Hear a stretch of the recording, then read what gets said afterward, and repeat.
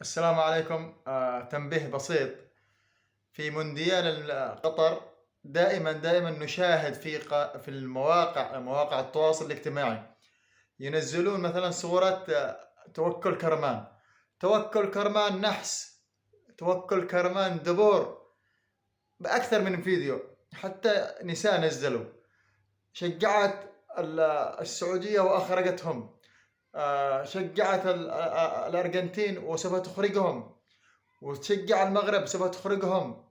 هذا كله كلام باطل، ما يجوز مثل هذا الكلام.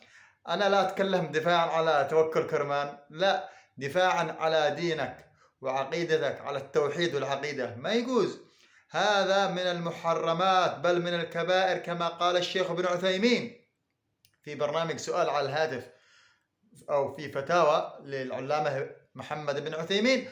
قال هذا من الكبائر، ما يجوز، الله يحفظكم، بل هو خلل في العقيدة وخلل في التوحيد.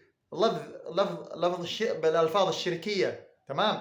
دبور، نحس، ما يجوز. هذه من أصحاب الجاهلية، كانوا يتشاءمون بالطيور، يتشاءمون بالشهور. بارك الله فيكم. توكلوا دائما على العزيز الغفور. أحباب الكرام، هذا ما يجوز شرعا هذه الألفاظ. وأكبر دليل على أن هذا اللفظ باطل، توكل كرمان شجعت المغرب وتأهلت المغرب.